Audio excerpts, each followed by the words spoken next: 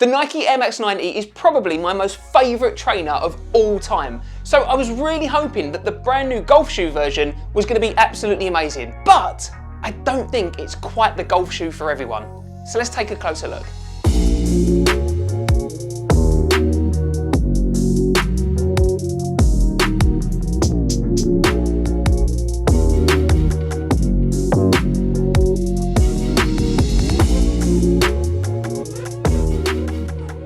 Hi everyone, Kevin here from Golf Guy Reviews, and in this video today I'm going to give you my full review of the brand new Nike Air Max 90G golf shoes. Now these currently retail here in the UK for around £120 and I've used them out on the course at the driving range and I've given them a good thorough testing, so I'm going to let you know exactly what I think of them. There's a few elements that I really like about these shoes, and there's a few elements as well that I'm not entirely convinced on, so you're going to want to stick around if you're thinking about buying these shoes, because I'm going to give you my full honest opinions of them. Now after watching this video, if you're thinking that you want to buy a pair of these for yourself, then I have included my affiliate links down in the description below. So first of all, let's get the complete obvious right out the way. These are a stitch for stitch reconstruction of the incredibly popular and my personal favourite Nike Air Max 90 trainers. And actually I've got a pair right here, and you can see that they look very similar indeed. Where there is a significant difference in these two shoes is actually in the sole patterns of these shoes. You can see here that the golf shoe version on the left has got a more aggressive outsole compared to the normal trainer version. They've still got the original kind of waffle pattern that you can see running through the middle there of the shoe. However, it's not particularly aggressive for a pair of golf shoes. So if you actually take a look, let's have a look here. We've got the Air Max 270G golf shoes. You can see on the bottom of those there that you've got a far more aggressive traction pattern there compared to the Air Max 90s. But in terms of actually how the Air Max 90 performed out on the golf course and how that traction pattern actually held up, I'm going to cover that off a little bit later in this video.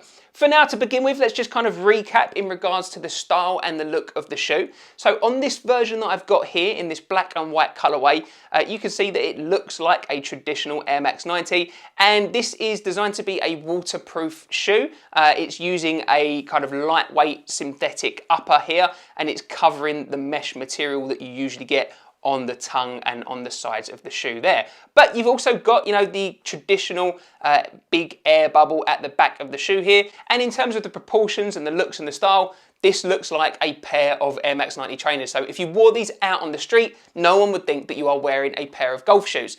And that's one of the key things that Nike have really gone for this shoe. They've definitely gone for a style design where they want you to be able to wear this on and off the course. So in terms of just generally the looks and going for that on and off course look, they've definitely succeeded. Something that I did want to mention in this review was the actual waterproofness of the shoe, and I can confirm that the upper is nice and waterproof. I used them on some very damp, wet conditions out on the course. It even started raining and my feet stayed nice and dry, so I don't have any worries in regards to the general kind of waterproofness of this upper material. However, these aren't fully waterproof shoes out on the golf course, because I did step in a particularly muddy kind of area of grass out on the course, and my foot just sunk straight in and all the water come up and the water rose over the tongue area and my foot got completely soaked. So these shoes are going to keep your feet nice and dry if it's kind of, you know, a light kind of shower or a little bit of rain. But in really heavy wet conditions, you know, your feet are going to get wet because there's no gusset or membrane in this tongue area there. So the water is definitely going to get past the tongue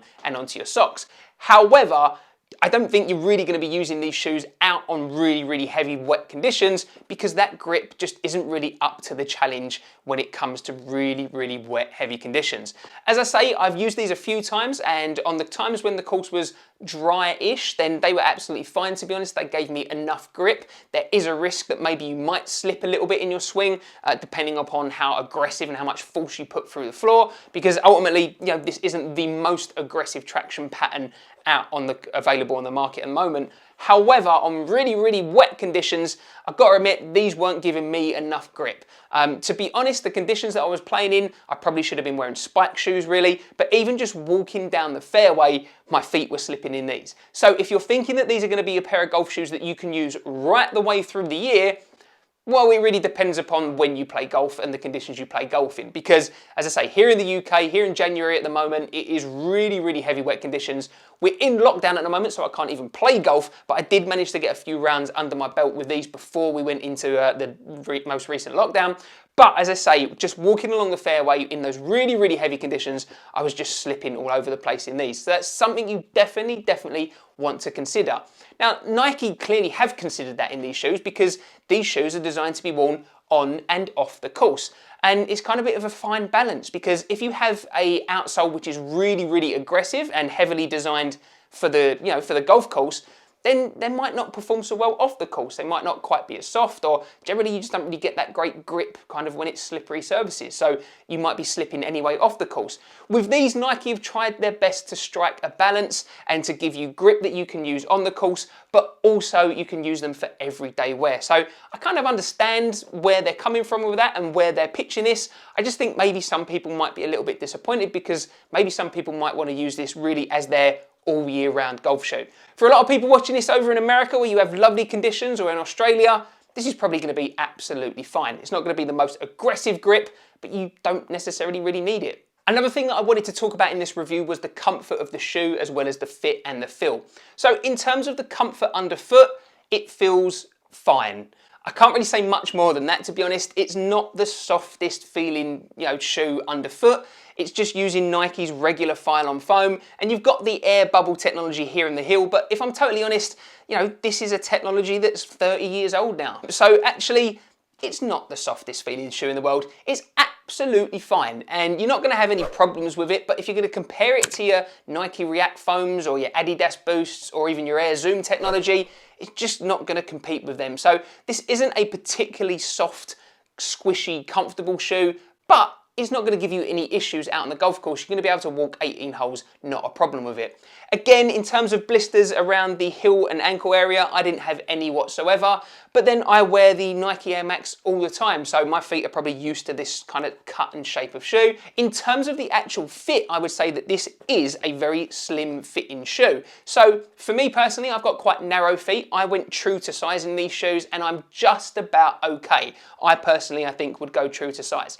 However, if you have got particularly wide feet or you'd like a bit more kind of space in that toe box, then I think you need to be going up at least half a size, maybe even a full size in these shoes. So it really depends upon how you like your shoes to fit. Another thing that I did just want to touch upon in regards to the feel on feet, and that's talking about, the breathability of this upper material. Now, because the mesh material here has got this coating on it to make sure it's waterproof, it means that these aren't necessarily the most breathable shoes. There is some ventilation coming in from the tongue because it's just a mesh material tongue, and you've got, as I say, no kind of gusset there, so you will get some airflow through the tongue, but it's not the most breathable shoe. So if I was wearing this in the height of summer this year and when it's 30 degrees Celsius, I don't think necessarily that these would be the most pleasant shoes to wear because your feet are just going to kind of turn into little ovens really. There's going to be no way for that airflow to go through the shoe enough to keep your feet nice and cool.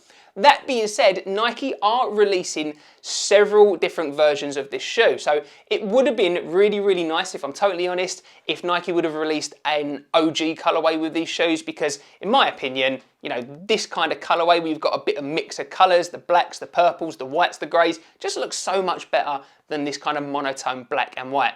Monotone? I guess that's one color. Duotone, black and white. But they are coming. So Nike are releasing various different colorways. Now, what I did notice is that looking at them, actually some of them have an exposed mesh upper, more like the traditional Nike Air Max that I've got here. So with that exposed mesh, instead of having this overlay, it means that you're gonna get much better, ventilation and breathability with the shoes. It's actually what they did with the original Air Max 1G shoes last year. They released a version that looked like this, which was waterproof but didn't have great breathability, and then they released a summer version after, which had much better breathability but wasn't waterproof. So you're really just going to kind of have to pick and choose what properties you're looking for in the Nike Air Max 90 golf shoe. One other thing I wanted to talk about as well was the stability of this shoe. So where I said before it's got quite a narrow fit, Nike are using at the moment what seems to be a very narrow last for their shoes at the moment, especially golf shoes. So when I say last, for those of you that don't know, it's basically the kind of model that they sculpt the shoes around. So at the moment, Nike golf shoes do tend to be coming up quite narrow. However, if you even just compare the sole of the shoe compared to the Air Max 270G golf shoes, you can see that the 270 here, yes, it's got a much more aggressive outsole on it, but also it has just a generally much wider, bigger surface area. So, you know, there is definitely more kind of contact with the ground with the Air Max 270s compared to the Air Max 90s. So in terms of stability, personally, I didn't necessarily have any issues with this shoe. I felt perfectly stable in the shoe. However, that's just my personal experience. And because it is such a narrow fit, if you do have a wider foot, perhaps if you weigh a bit more than I do, then maybe you might have some kind of stability issues as well. If I just show you as well, this is the Puma RSG golf shoes, and both of these shoes are a size 9. And look at the difference in terms of just generally the surface area of that outsole. There's a lot more kind of rubber and grip element in contact with the floor on the Puma compared to the Nike Air Max 90. So actually that kind of sums up this shoe for me a little bit really. In terms of using this on and off the course, absolutely. You can totally wear this as a pair of trainers, wear them to the golf course, wear them out on the golf course, play around the golf in them, so long as the conditions aren't too slippery. So long as they're conditions that these golf shoes can handle, then you're going to be absolutely fine wearing them out on the course and then wearing them all day, wearing them out to the shops, wearing them wherever you want to go off the golf course as well. But you are going to need to be aware that these aren't going to be golf shoes that you can use right the way through the year. So I think that might disappoint a few golfers out there, myself included if I'm being totally honest, that we've got a pair of Air Max 90 golf shoes that aren't necessarily the best golf shoes out there that you can buy at the moment for £120. I think there are better dedicated golf shoes that you can buy for your money that are spikeless, that are going to kind of perform better and give you more grip out on the golf course, as well as be more comfortable, if I'm totally honest. These aren't the softest, most comfortable shoes. They're not the best fitting shoes in the world, but they get by. So I think I can probably just about forgive them because they are the Air Max 90s and I absolutely love that pair of trainers. But in reality, I'm not even sure if I'm personally going to keep these because I've got plenty of Air Max 90 trainers that I can wear off the course and I don't particularly mind changing my footwear when I get to the golf course. Let me know down in the comments, what do you think? I really hope you enjoyed this video today and you found it helpful, so don't forget to hit that like button if you did. And as I mentioned at the start, if you are thinking about buying these golf shoes, then I have included my affiliate links down in the description below.